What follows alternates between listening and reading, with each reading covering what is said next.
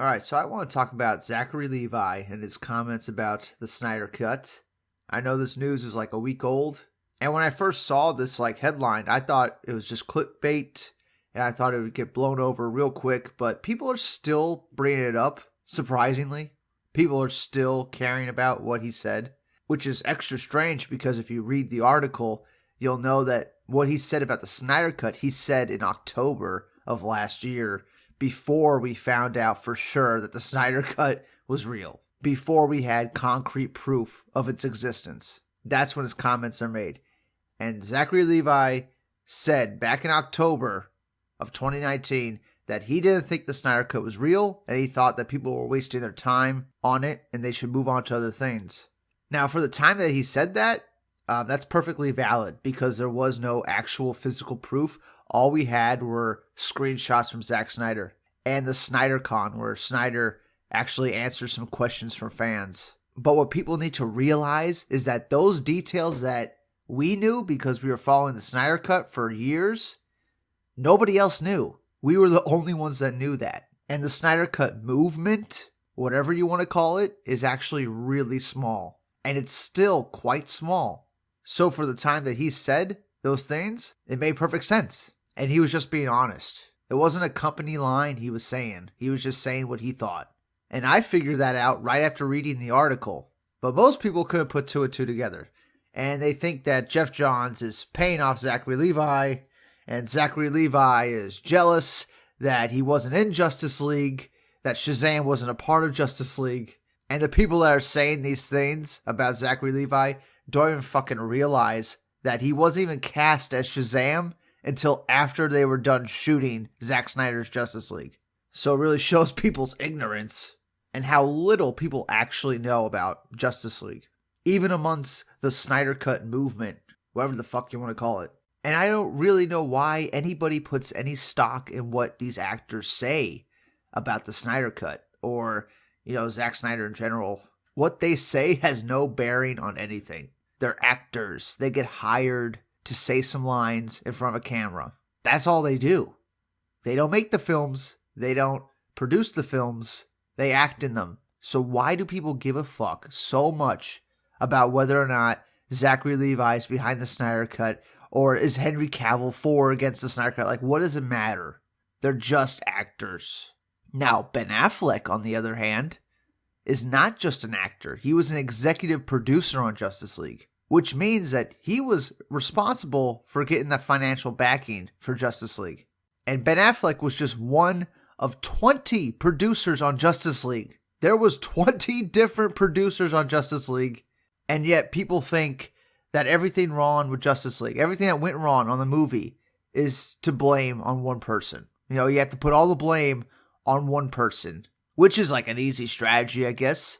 If you're intellectually dishonest, yeah, it's a really good strategy. Focus all your hatred and blame on one person so that you don't really have to examine what really happened on Justice League. I get it. Any actor that's not dancing in the streets over the Snyder Cut, you need to blame for the Snyder Cut not being released because, if they're not sucking Zack Snyder's dick all day, then they must be against the Snyder Cut. Then they must hate Zack Snyder, which is just a load of shit. And it's just lazy excuses for people's shitty behavior. In fact, let's go over some of these producers on Justice League, because I know most of you didn't even bother to go look at it. All you have to do is just go to IMDb, look at Justice League, click cast and crew, and you can see all the producers. There's 15 executive producers. There's 5 producers. Now, the main difference between executive producer and regular producer is that the executive producers mainly deal with the finances and just getting the copyrights and royalties ready to go for the movie. The producers, on the other hand, are the people that are on the set. They have a say in who gets hired. They have a say in the creative direction of the film. They have a say in what goes on in the editing room and whatnot. So your producers are your main people that can influence the making of a film. And one of these producers is Jeff Johns. And the only other movie that Jeff Johns has been a producer on, as of right now, was Green Lantern. And then it was Justice League. And those are the only 2 major motion pictures that he's been a producer on. The rest, he's been an executive producer. Every DC project TV show, movie since like 2009, Jeff Johns has been an executive producer on it, which probably means that he was just dealing with all the copyright shit that comes along with these characters. That's probably all he was doing for all these years. So great. You got your producer who's involved on the set. It's Jeff Johns. We all hate Jeff Johns, so of course he's the only one to blame. But wait, there's 4 other producers on the film, which means he can't make an exclusive decision by himself. He has to get approval from the other producers, and they all have to collaborate with each other. So let's see who the other producers are. You got co-producer Marion Jenkins. I don't know who the fuck that is. No one's ever brought up her name. Funny how that works out, huh? You got another co-producer, Gregor Wilson, another person I've never heard of. No one's ever brought up his name either. You got the other producer, Charles Roven, who's a pretty famous producer that's been involved on almost every Warner Brothers film for like the last decade plus. You have John Berg. He was also a producer on Justice League. I remember everybody was going hard against him for a minute until he lost his job, and then everybody forgot about him, right? And then you have the last producer, the 5th producer, Deborah Snyder.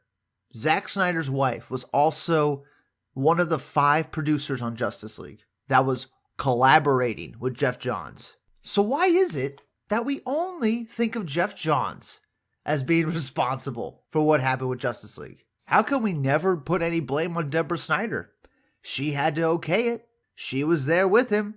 Charles Roven doesn't get any blame. He was there too. These people had to make a decision, and they decided on Joss Whedon. They all had to okay it.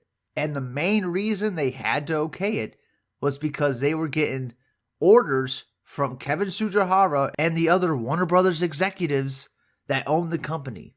Because despite what anybody wants to believe, Batman vs. Superman killed the DC cinematic universe. When that movie came out, the negative reaction to it was so intense that the heads of Warner Brothers decided to completely switch the direction of the universe. That's why Suicide Squad came out the way it did. That's why Justice League came out the way it did. That's why we got Shazam, and so on.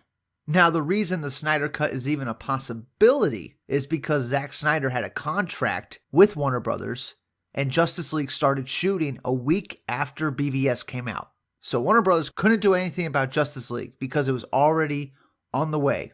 But then they found their opening to let Zack Snyder go, and the second he was gone, they didn't have to worry about him anymore, so they brought on another director to make a completely different film, and that's the Justice League we got.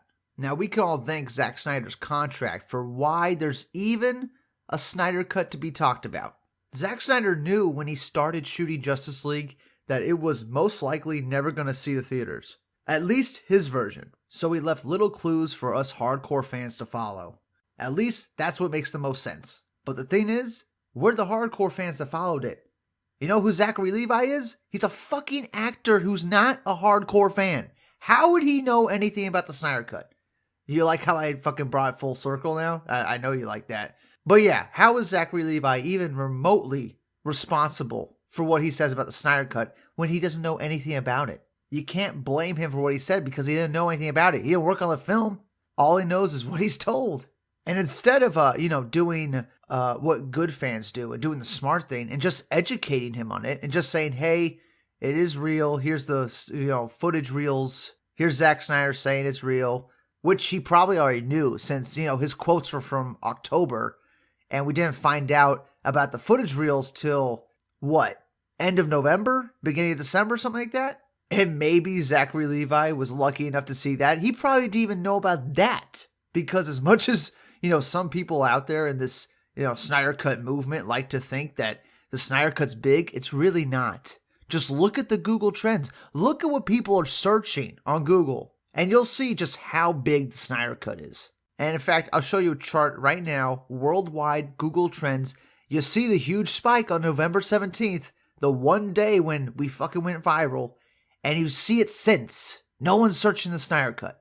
It's right back to what it was before the spike. And it has a lot to do with how certain people are carrying themselves in this movement and how they turn away people instantly. It has a lot to do with that. Because when that huge spike happened, on November 17th, there should have been more people sticking around. But they didn't. They searched the Snyder Cut, they saw the fandom, and they fucking turned tail and they ran. So here's your little dose of reality. If the Snyder Cut fandom doesn't get better about people's opinions about the Snyder Cut, then we will never see the Snyder Cut. We are all hoping and praying for 2020 is going to be the year where we get something actually official from Warner Brothers about this. But I'm telling you, if Army of the Dead comes out and everybody hates it, good luck getting the Snyder Cut then. Good luck convincing anybody to see the Snyder Cut then. So, just beware of anybody trying to sell you that the Snyder Cut is this, big fandom that's an amazing fandom and can't possibly be ignored by the studios, because that's a load of shit, and whoever's saying that is delusional. The reality is we're not big enough. There's not enough fans. It took 2 years for the Snyder Cut to go viral like it did on November 17th. It took 2 years for that to happen. And we actually need that to keep happening, honestly. That's the best way the Snyder Cut would get released. If that shit was happening like every week, the Snyder Cut was just going viral every week, they would release it fucking tomorrow. They would release it instantly. But what do I know? I've just been following the fucking Snyder Cut since November 17th, 2017. So, I've seen what happened to Zachary Levi. I've seen it happen to countless people over and over. And I'm a little sick of it. Little fucking sick of it. And I'm sure the next person to ask Zachary Levi about the Snyder Cut, like a genuine question about the Snyder Cut to Zachary Levi, I'm sure he's not going to want to answer it. Because why would anybody talk about it after the way he just got vitriol out of nowhere about it? Over comments he made months ago that nobody cared about then, that they care about now because some dumb article ran with it, right? So that's it for now. Some of these fans in this Snyder Cut fandom really need a swift kick in the ass, because some of the, talking heads in the Snyder Cut fandom are really ignorant about the situation that happened on Justice League. They're constantly making up stuff out thin air, and they're not very deep. But that's it for now. Comment below, let me know what y'all thought about that. I love you, and have a great day. I'll see y'all on the next one. Bye.